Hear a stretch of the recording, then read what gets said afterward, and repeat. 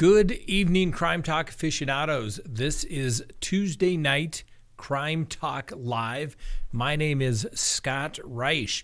Thank you for joining us. For those of you who are not familiar with Crime Talk, maybe this is your first time here. As I said, my name is Scott Reisch. I'm a practicing criminal defense attorney. I have done it for 25, going on 26 years, the last 20 years being in private practice. Prior to that, I was in the United States Marine Corps as a judge advocate. I have literally represented every type of case that you could possibly imagine. Yes, even the worst case that you could possibly imagine, I have represented somebody in a similar situation. Yes, that's what I do, defending people's constitutional rights on a daily basis. Because let's face it, if it's not for those attorneys down in the courtroom every day, someone from the government will be trying to take more power and control over everyone. And so those little defense attorneys down there objecting, saying, government, you can't do that, that's unconstitutional. Most of the time, it's probably a criminal defense attorney. So we started this channel a little over 2 years ago because I became very frustrated with the whole news coverage of a very high-profile case here in Colorado. And it was rather frustrating because the people on the news didn't understand the difference of any of the hearings that were taking place, whether it was a preliminary hearing or whether it was a motions hearing or a guilty plea. They simply didn't understand it. So we started this channel, hopefully trying to explain the law, how it really works, what's the process in the courtroom, the procedure in the courtroom, and hopefully we try to bring you some interesting news as well.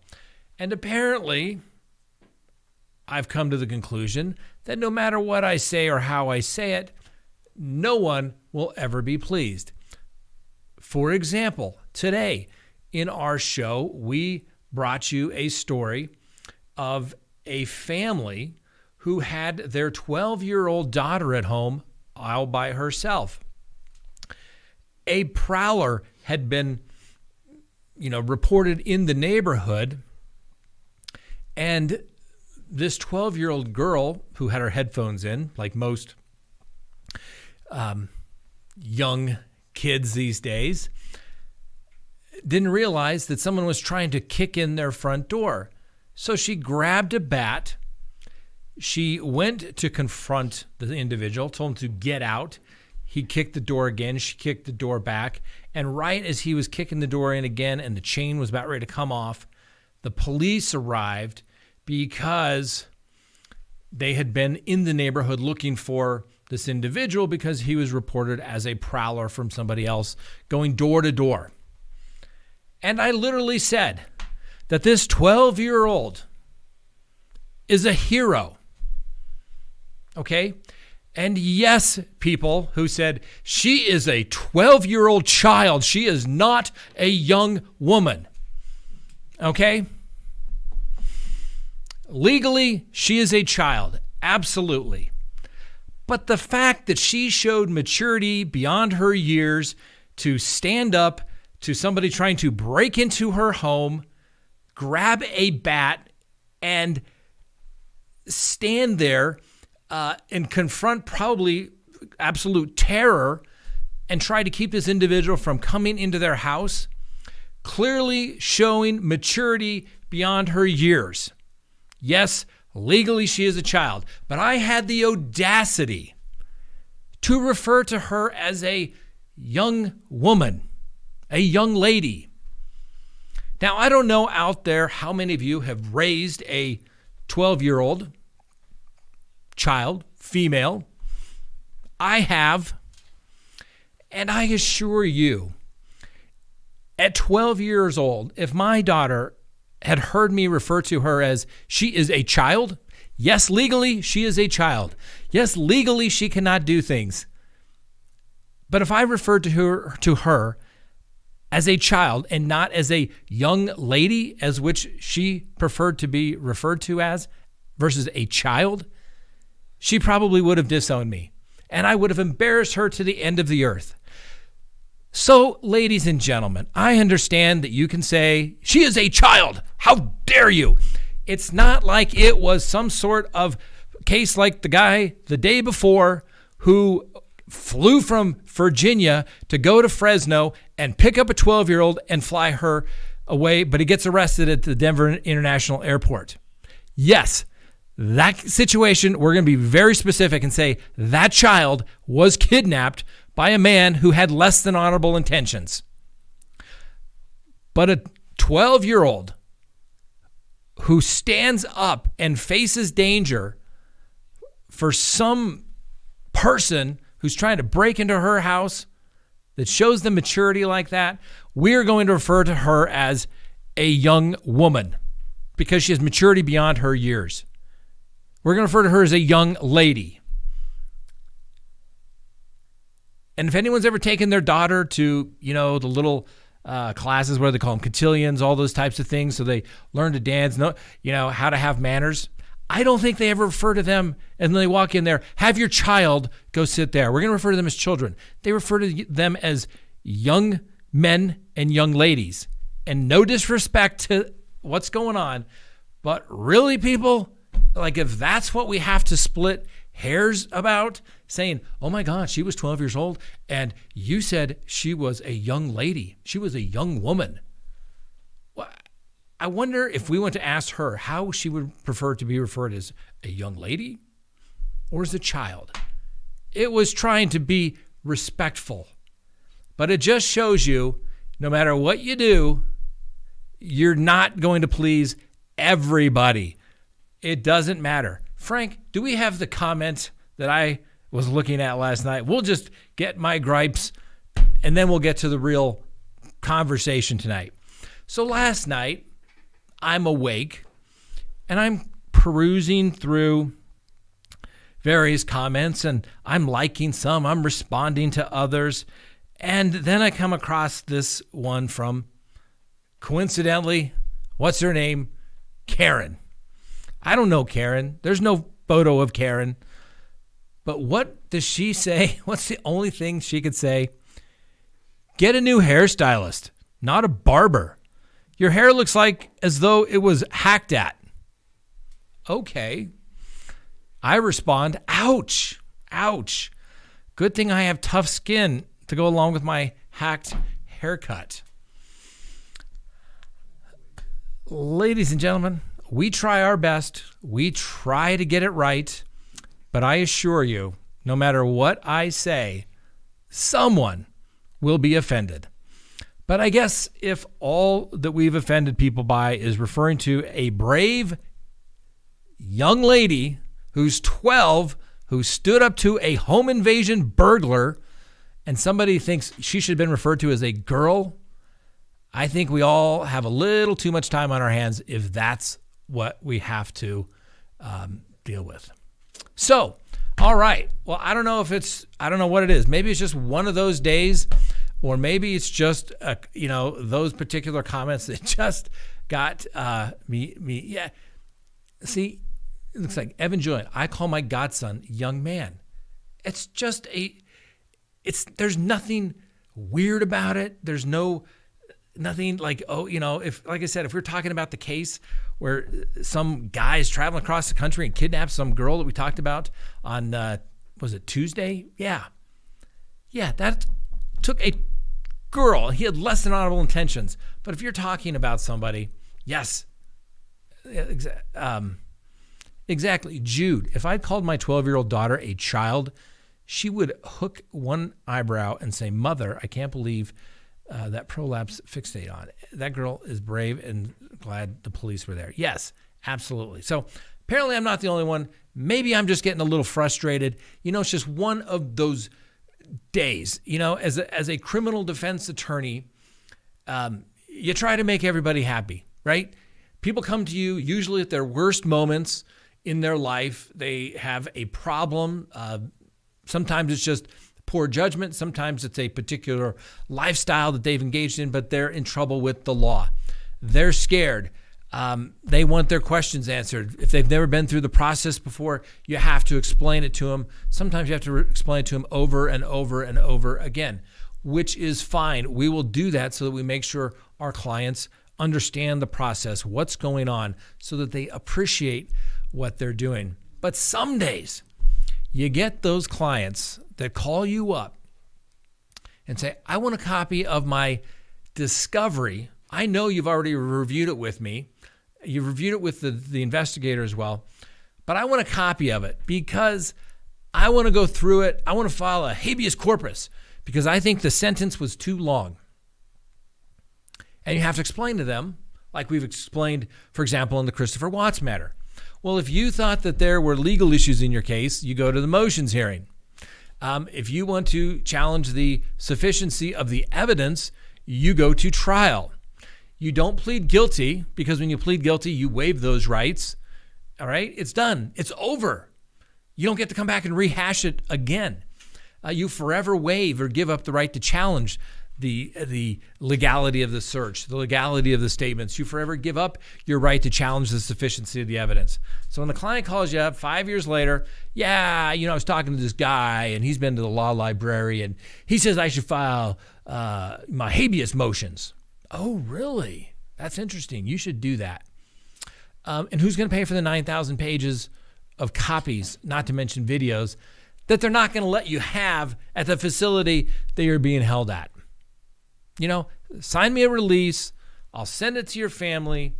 They can then print it out and send it to you. But I'm not going to do it when you've already been provided a copy of that. So maybe it's just been one of those days like that. Frankly, I can deal with the haircut. The lovely Miss Kristen oftentimes says, wow, you really got a high and tight there today. Wow, I could tell you went to see Clint the barber. That's right. We like Clint the barber. We like our hair. So that's it. So maybe that's just got me fired up. Or maybe it was the, how dare you refer to a 12-year-old as a young lady? I cannot. Anyway, thanks, Dan, Australia. Let me vent a little bit. Because sometimes I can't really vent. And I don't want to seem like I vent every day because I don't want to sound like a negative person. But some days it's just like, really? I mean, that's what we have to complain about. You would think that somebody, in the time it took to say, oh my gosh, I mentioned that. I noticed that. He said young lady. You could have said, oh my God, that young 12-year-old child must have been absolutely terrified, but she is so brave. And thank goodness for those police officers who showed up, were doing their job, maybe above and beyond the call of duty, so to speak. And they arrived and they arrested him. Because let's face it, if those police hadn't shown up, that 12-year-old may not be with us here today, which is absolutely a terrifying thought. So when you think about it, and maybe that's why, maybe this job that I've done, this career that I've done for 25 years now, it just helps you put things in perspective, okay? I have clients that are looking at spending the rest of their life in prison who generally are very nice people and maybe made a huge mistake, just, bad time in their life, made some poor decisions. And you look at what they're looking at losing, their career, their jobs, family. And yet some people, the only thing that we can possibly complain about is what label do we put on a 12-year-old? Was it a girl? Was it a child? Or was it a young lady? I just remember, talking to my son, even from a young age. Young man, you're a young gentleman. You need to act like one. If you refer people and treat people like children, guess what? They're going to do that. Anyway, so there we are. All right. So first of all, like I said, I think we've got a couple of people here now. Thanks for tuning in. That's kind of my vent intro, so to speak. Now, there is a lot going on. even you would think the courts all but shut down. And normally this is my time to travel, kind of the week of Christmas and New Year's, because the courts are closed and you can travel not for work, but simply for pleasure. But this year just didn't quite work out for obvious reasons because of COVID-19. You're not sure where you can go. Can you go or not? What if people are sick? I mean, the testing, it's just crazy. Blix. I got called young man when I was in trouble. I understand. I usually was, referred to by my first, middle, and last name, and was told to get in the door as my mother stood there with a spatula getting ready to swat us on the butt, for arguing with my brothers in the backyard. But yes, I understand what you're saying. So, all right, let's go. Let's let it go. But it's just, like I said, it deals with, you just deal with people. Like, this is what I deal with all this serious stuff, and this is it. Like, I mean, I remember once, I was in trial, and I was, when you're in trial, and people don't realize this, when you're in trial, the rest of the world stops. Okay. It's hard to say. But I remember once I was in trial, and it was a lengthy trial, I think it was like 5-6 day trial, something along those lines. And I remember I came home. I was married at the time, and I was just getting these looks like, how dare you? Like, you come in here and sit down. You're tired. I'm like, what's going on? And I was promptly told that the lawn guy came today, and apparently the dog poop hadn't been picked up outside, and apparently the lawn guy didn't like when somebody did. I'm like, oh, okay. I'm like, and once again, apparently it was a very large deal, and I literally thought, like, this is the problem in your life. The poop didn't get picked up for the lawn guy. And you've held this in all day for me to get home and to do it. Like, wow. It makes me think you have a pretty good life. So anyway, Sylvia, thank you. You're right. We're going to let it go. And like I said, it's just some days, it's just 99% of the time, it doesn't bother me at all. But it's just something like that. It's just like, are you kidding? She's a very brave young woman, Anita. All right, let's talk about the case that people are probably really wanting to talk about today. Right? Lori Vallow, Chad Daybell. The attorneys, Mr. Pryor, Mr. Means. Now, there was a big brouhaha, we've put up the transcript of the recording, and who knows, maybe there's something else out there. This Mr. Wood, who is the special prosecutor on this case, and I mean, I don't know him. I'm not going to say that I do. But from what I've seen from him, he strikes me as a very no-nonsense type of guy. And I don't see him going around, for lack of a better term, as someone that's going to cheat and try to influence these witnesses by saying, what a bad person is. I've read that transcript, and you can go to ScottReisch.com, and at the right-hand corner it says, here's the documents. And the bottom line is tell me if somebody thinks that there's something objectionable in there that he says to Lori Vallow's sister. He's clearly talked to witnesses, and they all say, hey, she's a great person, good mother. But it doesn't stop the fact that she's apparently with Chad Daybell. Things kind of change a little bit. Oh, and by the way, both her kids are missing. And he's like, I've got to do my job. And he says that Chad Daybell seems to be the greatest influence on her when things really started to change. I literally look at that and think, what is going on? And I don't know. And this is what I really think is the difference. And I've said this before, okay? Anybody can be an attorney. Just about anybody can be a litigator. Litigators play, I gotcha. I'm going to draft all these interrogatories in this civil case. Gotcha. Okay? And in civil cases, you spend most of your time trying to find out what they're withholding from you. Okay? Prosecutors have an obligation to turn over everything, good, bad, and ugly, for their case, because it's required under Brady v. Maryland, where the prosecutor has to turn over any exculpatory information. My experience is most prosecutors, and there's always the exception to the rule, but most prosecutors go above and beyond to turn over anything that they have to. And frankly, they're almost paranoid about not turning something over. So they always document it. They always have a third party there to document what took place. Now, do you have to have somebody document general introductory comment? No.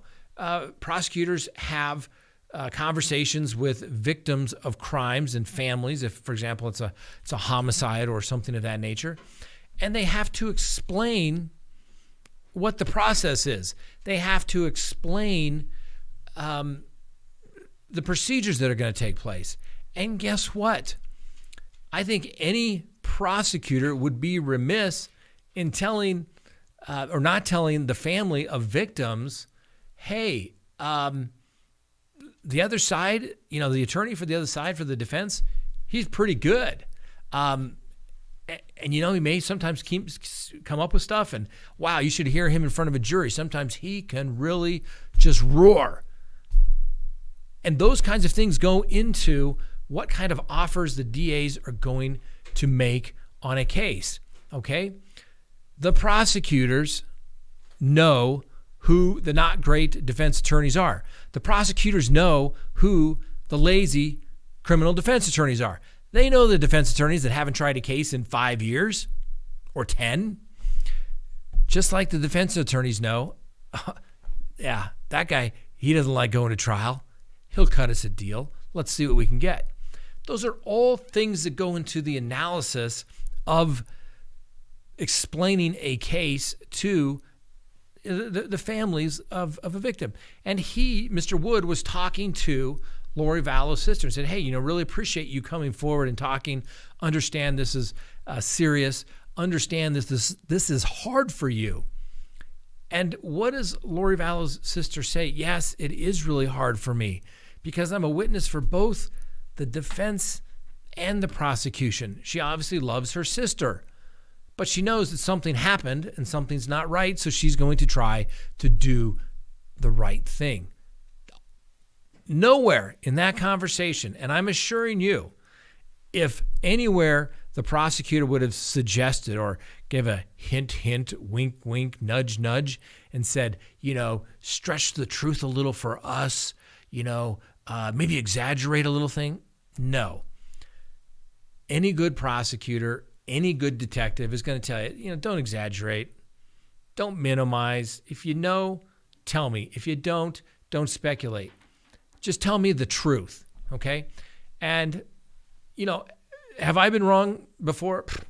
I make mistakes every day. That's why they call it the practice of law. You're never going to be perfect at it, okay? But Mr. Wood, the special prosecutor in this case, does not strike me as somebody who goes around cheating, okay? I liked his little comment where he's like, hey, I've been a defense attorney. I was a defense attorney for 5 years. It helped give me a lot of perspective to realize that, yes, a lot of the clients are good people who made a mistake. And I think that was one of the best experiences that I ever had as an attorney when I was a judge advocate in the United States Marine Corps. You get the great opportunity to be both a prosecutor and a defense attorney. Prosecutor, you get the experience of building a case. What do you need to do evidentiary-wise? How are you going to get that in, to build something? Defense attorney, all right, you get to know, and it helps when you're on either side. How do you tear that down, right? But it also gives you perspective when, as a prosecutor, you can say, hey, I've been a defense attorney. Get me some mitigation. Let me know what was going on. Was it drugs? Was it alcohol? Was it, a family member died? Okay, not a defense, but it's mitigation, and those things matter. And mitigation is anything that may make the district attorney change their mind just a little bit. So, like I said, I I don't think that there's anything inappropriate from the transcript that I have seen. And you all have seen me change my mind based upon new evidence that comes in, new facts that come in. But it has to be facts and not speculation. The biggest thing that I think that came out of the case today was the fact that the judge issued an order. He denied both sides their protection orders. Remember, the defense was like, we don't want anybody talking about this, and you can't do anything. And the judge was like, yeah, no, not going to do that. Let's take a look here at the protective order by the prosecution. It was, here it is. That was one filed on December 16th.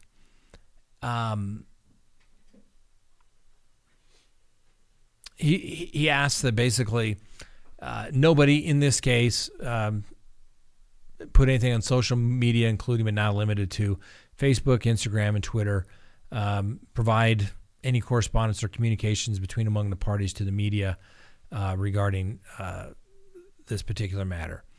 And, the prosecutor, he has a point saying, hey, everybody keeps talking about we don't want extra publicity for this particular case because it's a high-profile case already. How are we going to get a jury? We're trying to protect everybody's rights, so judge do that. The judge said, yeah, nope, not going to infringe upon people to be able to discuss the case as things come up. But he also denied Mr. Means' motion for protective order, where he basically wanted Mr. Wood and his team to not work on the case any further, provide lists and names of anybody that he talked to in any pre-interviews, anything along those lines.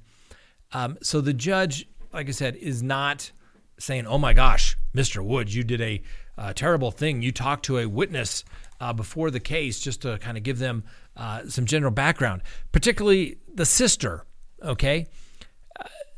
Like I said, I didn't see anything inappropriate, but we'll wait and see.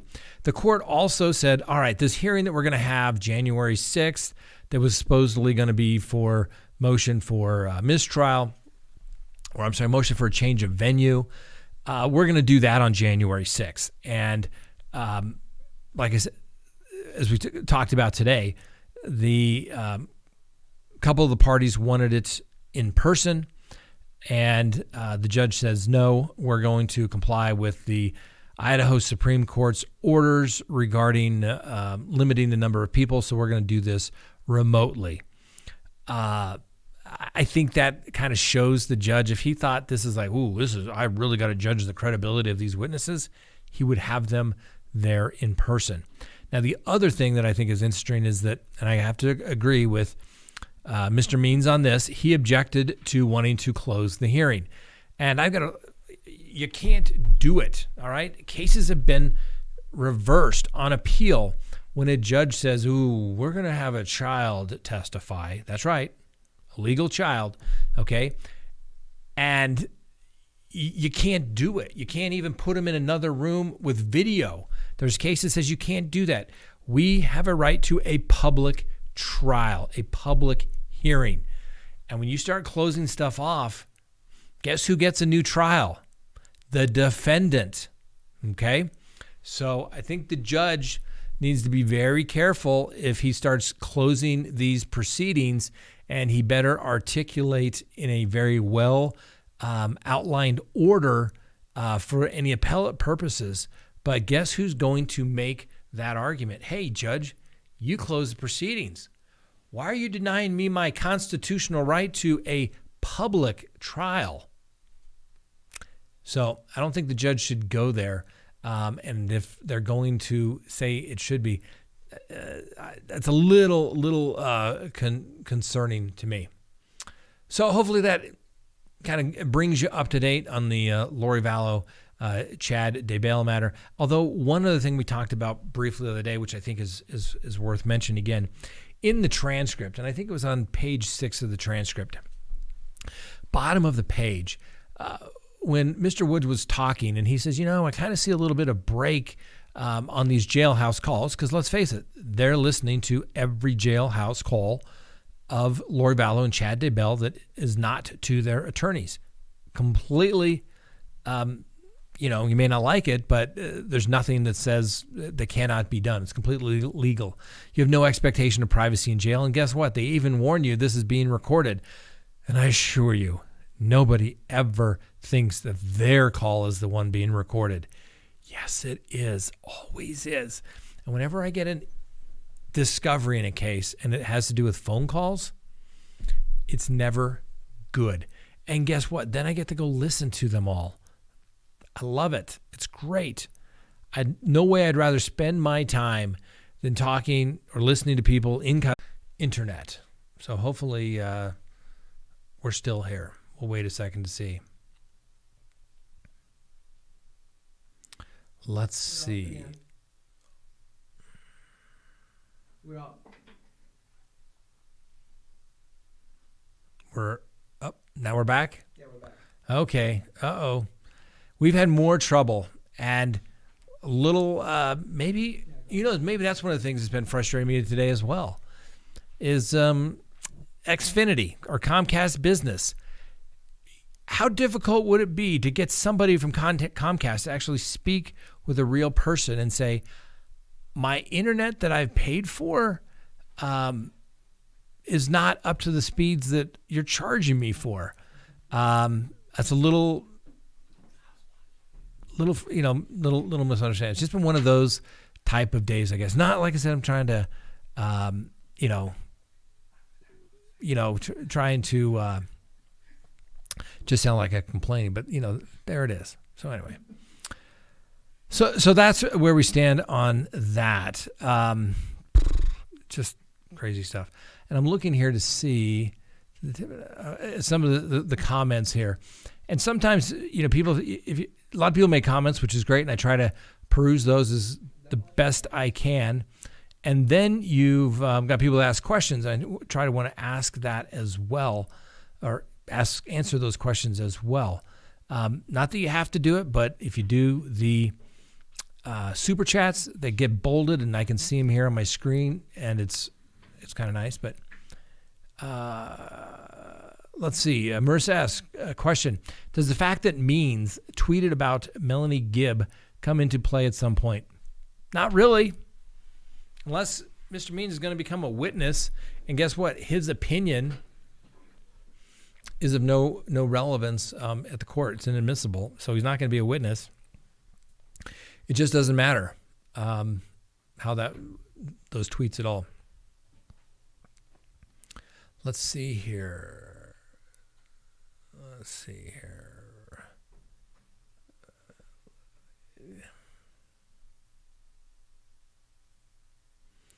Okay.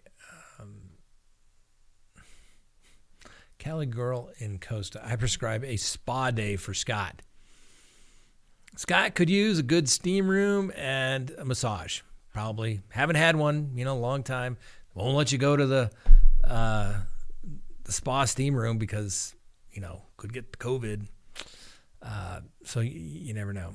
Let's see. Don't want to see either of them with an opportunity to claim a new trial if it doesn't go their way. And I personally hope it doesn't for those poor children. Absolutely. Don't forget to halt. Hungry, angry, lonely, tired. Always appreciate you, Scott. Rain dance. Hate censorship. Yes. Censorship of any kind is bad. It really is. I'd want to know if my loved one's lawyer sucked. Exactly, Linda. Wouldn't you? I mean, hopefully you would think when, I guess it was Chad Daybell, right, that hired Mark Means for Lori Vallow to be her attorney.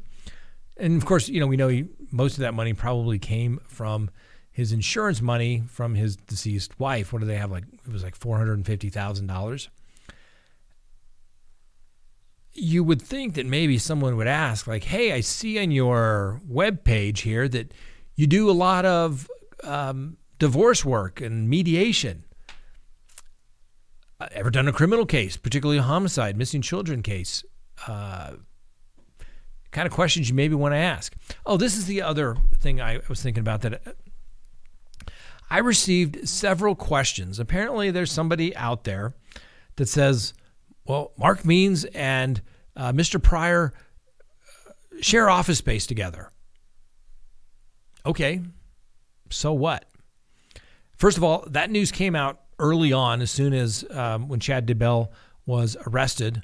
It was brought up that Means and Pryor had an office sharing type situation. I can tell you that is very common, whether it's for attorneys, CPAs, you name it, professionals. Not everybody needs a huge office space. I can remember I had this beautiful office space, 53rd floor of Republic Plaza. It was gorgeous, all right? Most people took up multiple floors in this office and had these grand staircases there in between the floors that they rented. And, to rent a floor is probably like $100,000. Anyway, the market wasn't particularly great, so I had a sublease from some hedge fund guy who had this beautiful space, like I said, 53rd floor facing the mountains, when the helicopters would fly by and they would be below my office. It was just amazing, amazing office. I loved it. And I had, I think, 6 offices that I rented that came with it at the time. And we were using nearly all of them, but there were 1 or 2 that we had, and they were empty, and I leased them to another attorney. And you think, well, okay, that's fine. Guess what? He had his own phone lines run in there. He had his own fax machine at the time. Maybe we shared internet access, but that was about it. He kept his files separate. We kept our files separate. Like I said, the phone lines were separate lines would call in. You can share a receptionist. Very, very common in the legal profession for office sharing type situation. Most attorneys, particularly in a firm that does criminal defense, things like that, most people are solo practitioners. We have I have 5 attorneys that do criminal defense work, and that would be considered a large firm for criminal defense. I mean, it's kind of not so much for if you have insurance defense firms, they're huge because basically they're paid by insurance companies when people get sued and things like that, business disputes. But for criminal defense or even divorce attorneys, very small firms, so it's not uncommon that somebody would do that. Now, does that mean that if you're office sharing with somebody that you can walk into their office and peruse their files? No, absolutely not. But what does it also mean? When you have somebody that comes in and said, hey, my wife and I are both being investigated for a crime. The police want to talk to both of us. What should we do? Can you represent both of us? And you say, well, I can't represent both of you because you're going to have, it's possibly conflicting points of view. You may want to point the finger at the other person, so you need to get separate counsel. But understand, we're all on the same page right now, so we'll refer you. And I just happen to have somebody right here. You ask your friend, your office mate to come down and say, hey, here's a couple A and B, and I'm going to represent him, and you're going to represent her. Is that okay? Obviously, you let everybody know who the clients are. The attorneys are going to be working for the same goal. But guess what? If there's going to be a conflict at some point when people start pointing fingers at each other, right? Because what do we know? The threat of imminent incarceration tends to break the bonds of loyalty. You have to have separate counsel. So that's why you get them separate counsel. Yes, it's nice when everybody's in the same office, but they're separate firms. So the fact that Mark Means and Mr. Pryor office share is not particularly disturbing, upsetting to me at all. I don't think there's anything inappropriate at all. I'd be more concerned about the lack of actually doing cases in which one has been retained before doing this. Betty, wow, nobody thinks they're being recorded, even when they're told they're always recorded. We literally put this in every letter to a client that is in custody.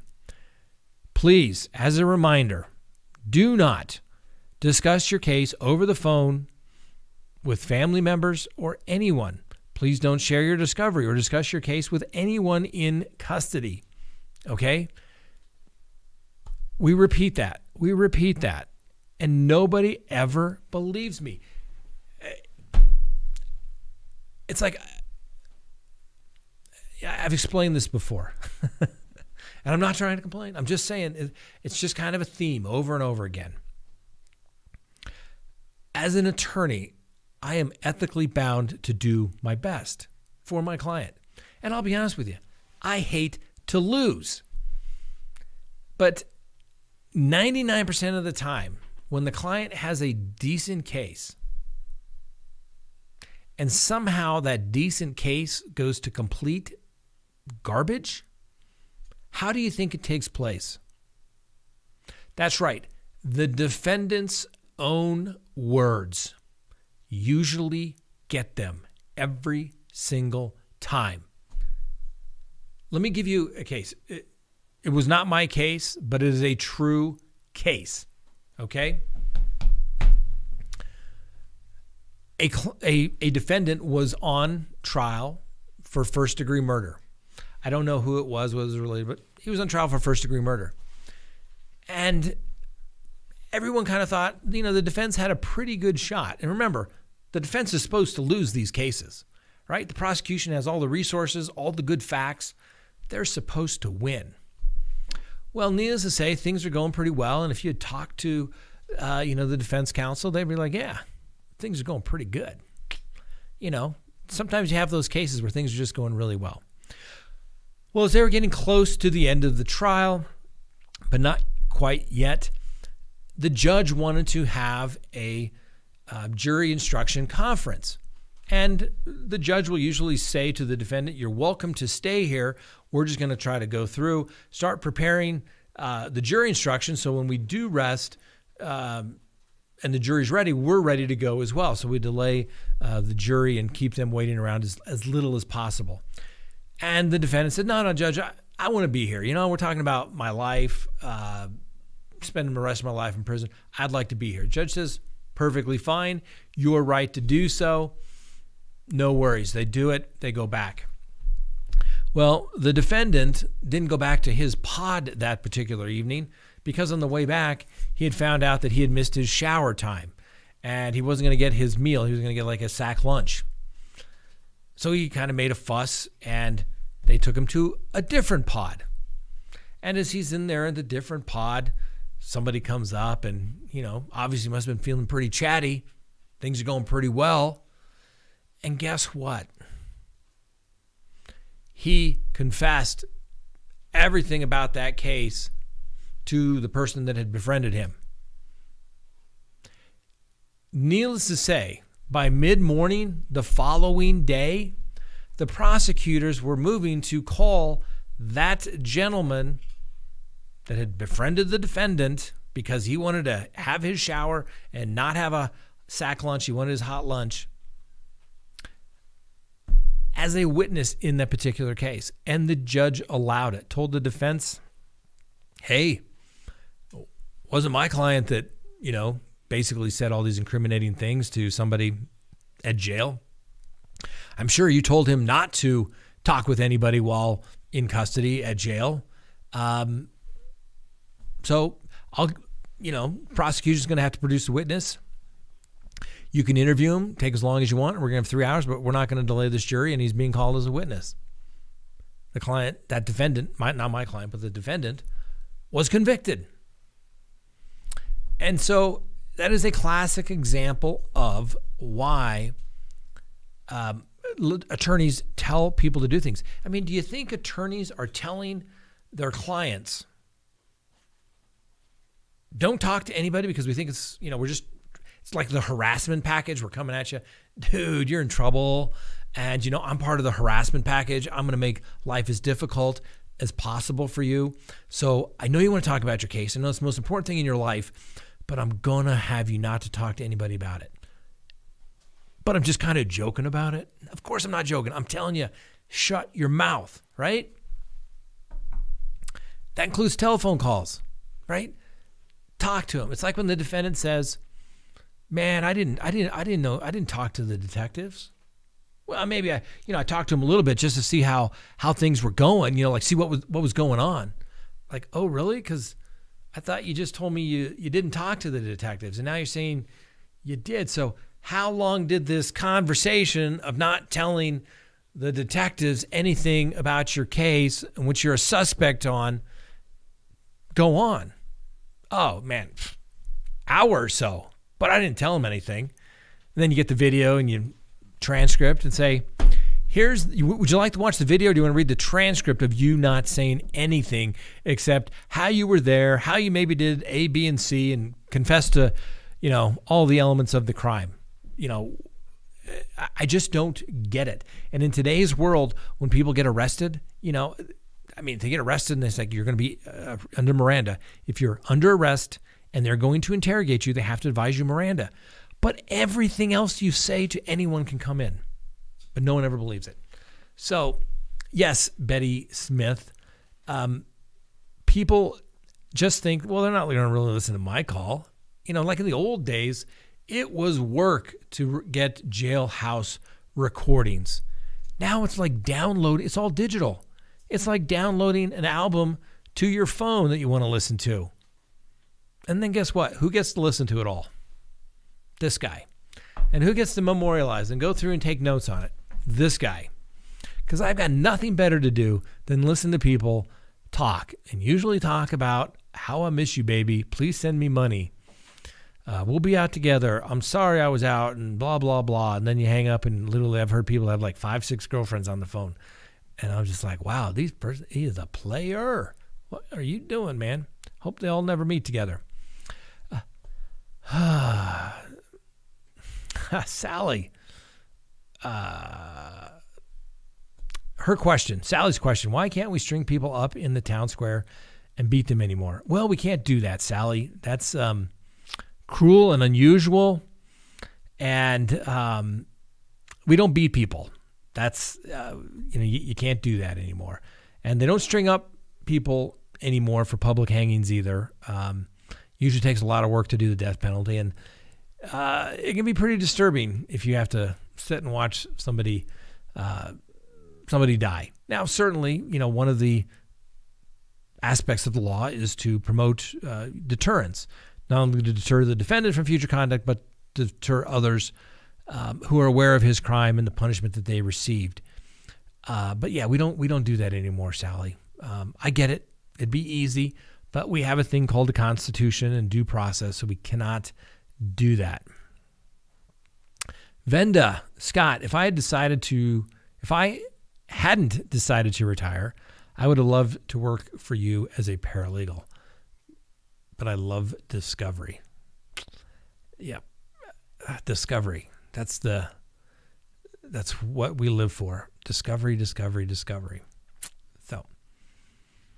So, and one thing I want to jump back on, I didn't mention it, is when we were talking about Mark Means and his protective orders. Like I said, I think this like gotcha attitude is it's a civil litigator aspect. It's all about gotcha, holding back you're trying to hold this back. Gotcha. When we do civil cases, it's I've never seen civil cases where you're just like, I literally have told people, like, have I done something to offend you? I know we've only met and we've really just said hi, and like, is it me? Like, why are you being so rude to me? And no one's doing anything unethical. And it's always civil attorneys, and I don't know why that is. People do predominantly civil work, and I'm not trying to disparage them all. They're not all that bad. I've had a very pleasant experience dealing with a civil attorney this week on a quasi-civil/civil matter.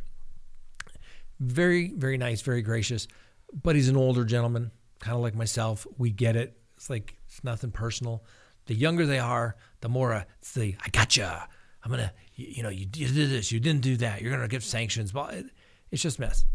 So anyone can be an attorney. Anyone can be a litigator. Playing gotcha. And then you got trial attorneys. Okay? So if I've got something really good that I know someone's going to tell me about it, I'm going to call that person as a witness. All right? I'm not going to jump up and down and say, oh, this is terrible, it's outrageous. No. The one thing that you can do as a defense attorney is, if you can make it look like the government is being unfair, you do that, but you do it very nicely, okay? The case that I had in federal court not long ago, where my client was arrested for a gun violation, and maybe he scattered across the street all in body cam video while his hands were handcuffed behind his back. Well, the police were so busy with another operation that they were doing in that particular case that they didn't really follow the procedures. You know, they couldn't say, really, is it normal for the police to drive my client's car to the precinct, like 12 blocks away? Usually you guys tow those things, right? And, the Denver Police Manual says that's what you're supposed to do. Is there a particular reason? I mean, who approved that? I mean, I don't know, and officers are like, good question. I don't know. And then when officers say, okay, you collected the gun, and of course your body cam video wasn't turned on when you say you discovered the gun and it was in plain view. But officer, according to your manual, you're supposed to do that, begin that body cam video before you conduct any search of any kind. Oh, yeah, I didn't do it that day. Yeah.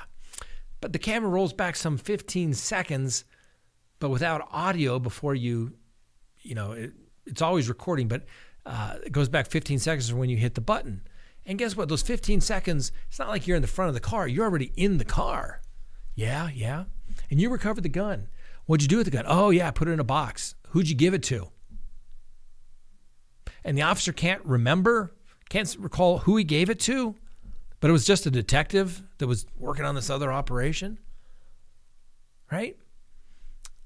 That's the way you deal with it. I knew about it. I wasn't going to say, my gosh, Judge, the prosecution. Let me tell you all the weaknesses in the prosecution's case, Your Honor, because I want to have them fix this before we get to trial. I demand it. Who does that? Civil attorneys. Why? Because they know they're never going to trial. They're going to do depositions and they're going to expose. Oh, look at this, we're exposing. But if I know I'm going to trial, okay, and there's a difference between a trial attorney and a litigator. You have to look at the bigger picture. So if you think there's incompetence, if you think there's something that was not done appropriately, you save that for trial. Why? I just never understand that. And don't get me wrong, I've learned this because I've gotten burned myself over the years where I thought, this is great. Let's exploit that. Let's just go in and move for the motion to dismiss right now. And they fix their case. And you think, man, I should have waited and not said a word, just set it for trial. And if they hadn't fixed that, guess what? I would have won. That comes with experience, right? That comes with experience, right? You're not paying the attorney all that money per hour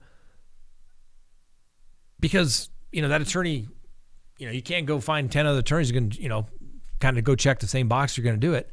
You're paying for somebody that's been there, done that, tried it, maybe lost it, learned from it over the years, and he does it. But how do you do that? When you do a lot of cases and you do a lot of trials. So let's see here.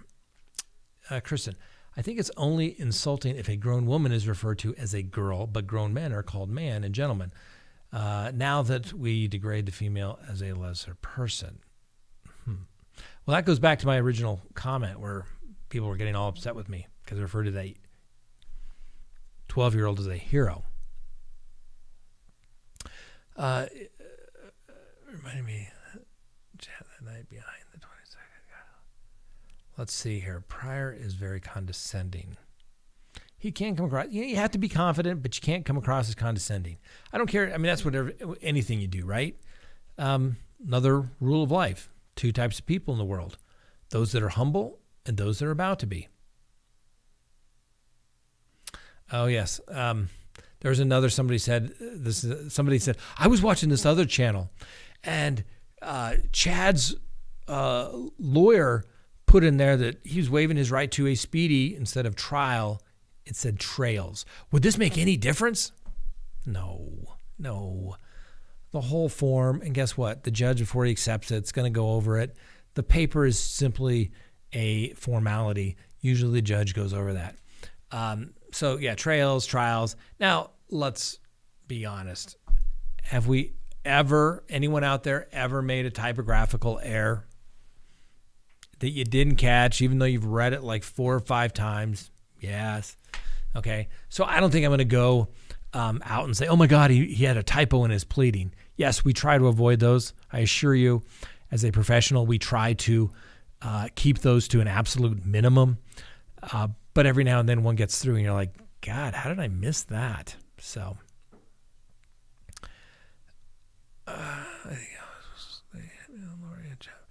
Betty, do you mean dismembering and burning of poor Ty Lee? I don't agree. I think Alex was really the hitman and Lori and Chad helped. Alex did the dismembering. Can't see Chad being able to. And that was the other thing that was, I thought, is that when Mr. Wood referred to Chad DeBell, and I probably got the word wrong, but I think he said he was a wimp. He's just a wimpy guy. And so, it's I think it's kind of funny. That's how he sees, that's how Mr. Wood perceives him. Mel, do you remember the Colorado murders of Jennifer and Abby Blagg? Husband got new trial. Was that via 35C? I do remember the case. It was in Grand Junction. I think that's where wife went missing. I think it was on appeal that he got a new trial. And it was about some sort of admission of evidence, as I recall. But it wasn't a 35C. But like I said, 35Cs are when people go to trial. Just so everyone is out there, just so we're clear. Let's see here. Let's go through here. Let me just kind of go to the bottom here and see if make sure we get everything. Let's see. Hit the like button. Yeah. I forgot to. So, can't believe we already talked for an hour. Can you believe that? So, when we wrap this up, we'll be going to our Patreon if you'd like to continue the conversation. And if you're a Patreon member, you'll get a link. You get a link to the video, but you also will receive the number to call in where you can ask me any questions about any case you would like. Hopefully I'm familiar with the case, but if not, you can ask any question about any kind of legal question that you would like. So, feel free to do so. And don't forget, also, we're putting the videos up on Facebook as well. Instagram, you can follow us, as well as Twitter. So never a shortage, a particular location where you can always find us.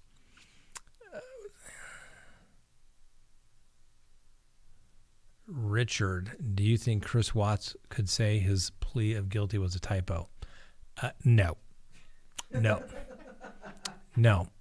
We've read the transcript line by line. It is the colloquy that took place before the judge with him where he admits that this is what he wants to do. That's why the issues are done. I don't understand why, and I get it. All right. That's the most critical thing. If you don't think that you are guilty, you shouldn't plead guilty. Okay? And I get it. Your traffic case. Think about it. You have a traffic case. And you go in and says, hey, the officer says you were speeding. You got a 4-point ticket. I'll give you a defective headlamp. And you'll say, okay, fine. I'll take the defective headlamp. It's what they refer to as an Alford plea. You're waiving a factual basis because all your headlamps worked absolutely fine, right? But you're doing it for the benefit of the bargain. Clients do it all the time. You don't get to necessarily do that, for example, in federal court. Judge will say, what do you do? In your own words, tell me what you did. Because in federal court, they don't want people pleading guilty to stuff you didn't do. If you didn't do it, guess what? we'll have a trial. State court, they have a lot more volume, so they need to do that. But we're not talking about a speeding ticket when you're accused of multiple counts of first-degree murder, right? So think about that. That decision did not come lightly. And I know lots and lots of people want to talk about Chris Watts. They want to have him have his day in court. He's got a fan club. A fan club for a guy that admitted in open court. And then later, talking to the detectives in a casual conversation. Yeah, I killed everybody. Yeah, I just did it. Can't really explain why, just kind of did it. Just kind of really didn't do it. Other than maybe psychiatrists or psychologists who want to understand the human mind, why would anyone want to be a fan club? Okay? I mean, it just blows my mind. I do not get it. But when you plead guilty, the judge tells you, you understand, when you plead guilty, your attorneys could have filed motions to challenge statements that were made, evidence that was seized, make legal rulings, force me, the judge, to make legal rulings on admissibility of evidence. When you plead guilty, you're giving those up. They'll never be decided. Do you want to do that? Yes, I do. If you plead guilty, there won't be a trial. There will not be a trial where people will come in from the community and listen to see if the prosecution can prove unanimously to 12 people whether each and every element of the charge was met. Mr. Watts, do you understand that? Yes, I do. Do you understand that at a trial you have a right to confront and cross-examine through your counsel and test the sufficiency of the evidence? Yes, I do. Do you understand that you have a right to present a defense you might have? It could be a general denial, simply saying, I didn't do it. Or it could be an alibi defense. It wasn't me. I was somewhere else. Do you understand that? Yes, I do. Do you understand at a trial you have a right to testify or not to testify? And that if you chose not to testify, the judge would instruct the jury that you cannot use your choice of not to testify against the defendant anyway. Yes, I do. But if you chose to testify, you'd be cross-examined just like any other witness. Yes, I do. And if you went to trial and you lost, you would have a right to an appeal. Yes, I do. And do you understand that if you plead guilty, there'll be no citizens coming in, no making the prosecution prove their case, no cross-examination, no decision of whether you testify or not, and there will be no appeal. You understand that's all gone forever.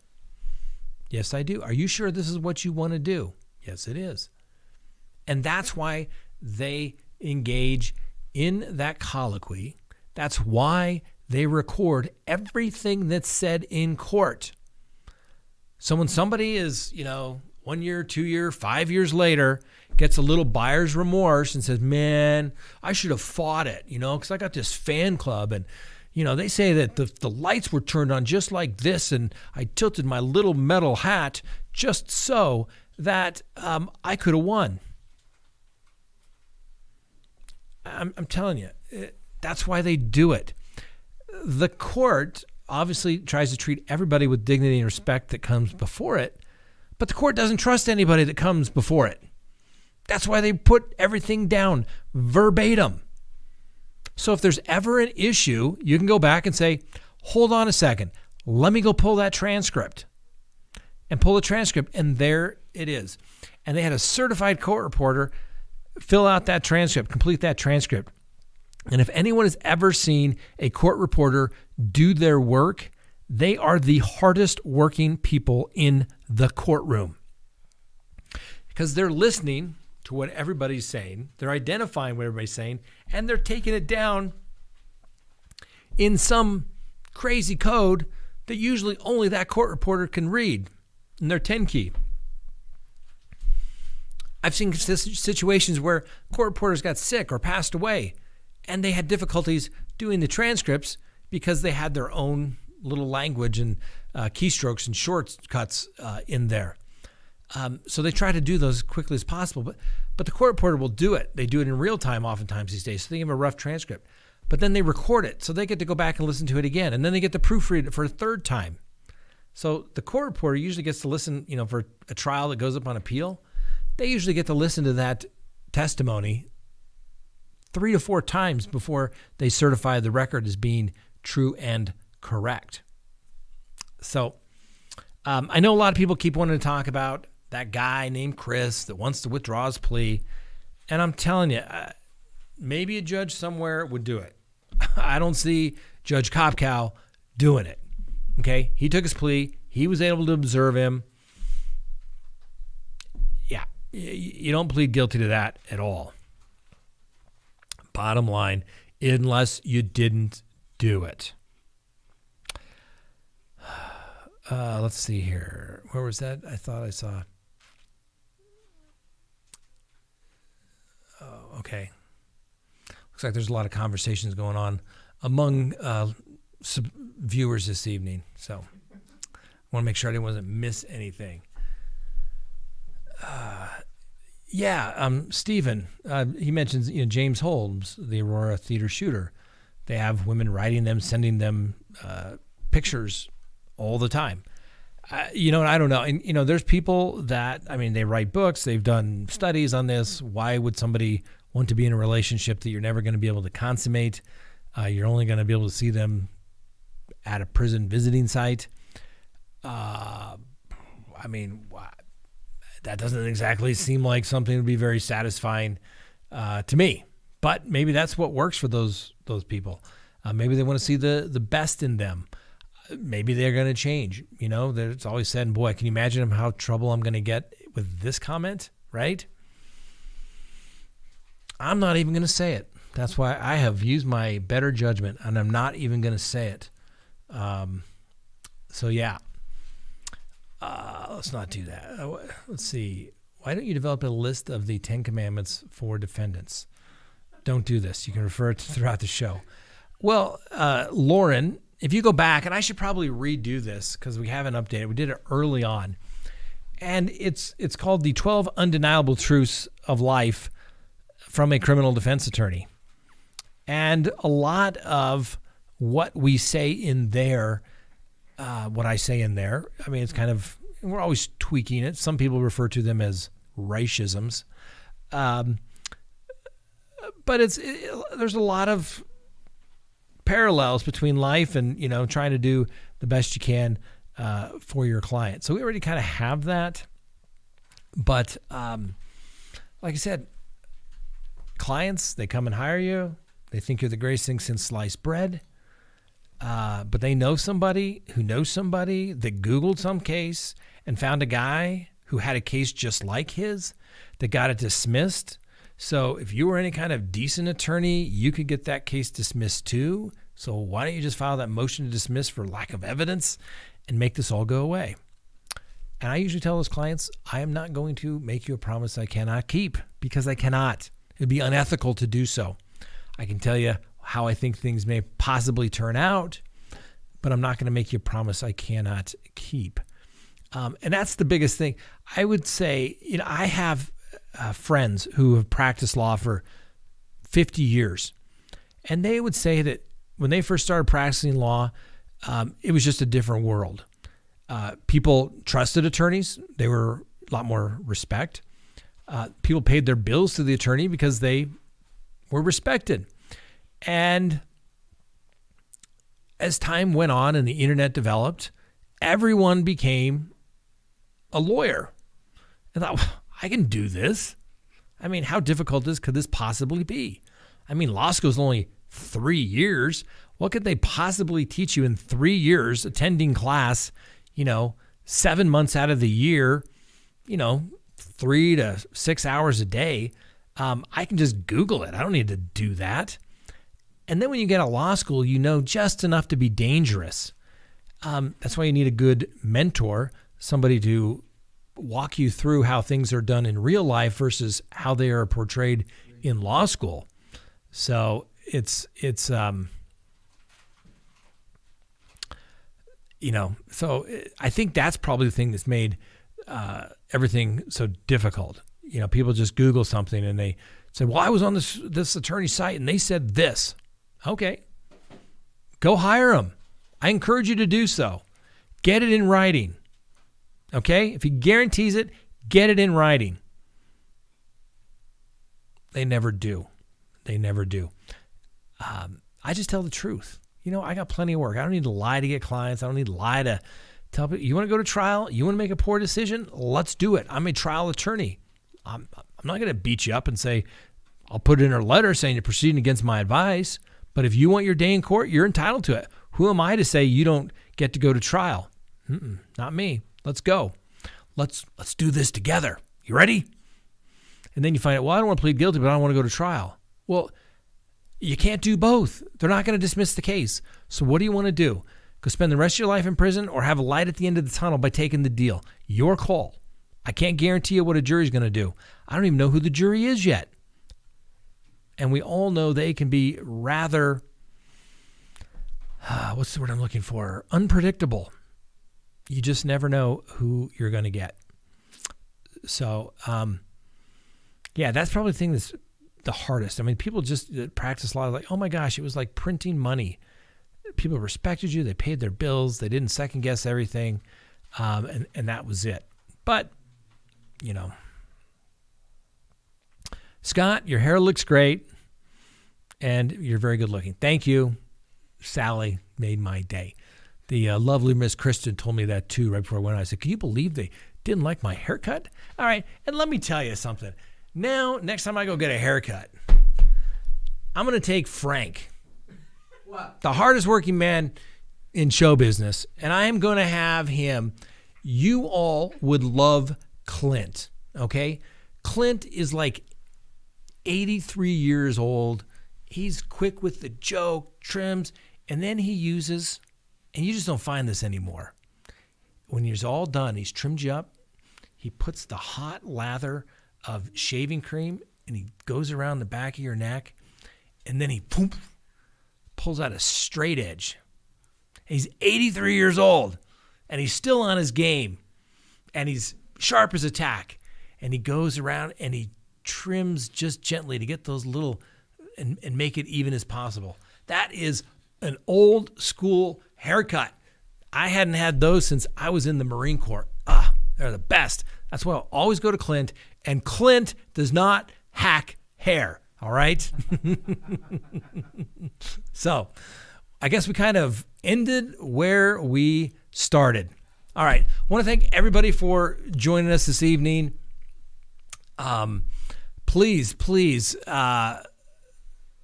if you haven't already become a Patreon, we're going to take a quick break, do the Patreon link, send it out to you. We'll be on here probably 10, 15 minutes or so, and then we'll start from there. We'll give you the phone number. Call in. Please call in.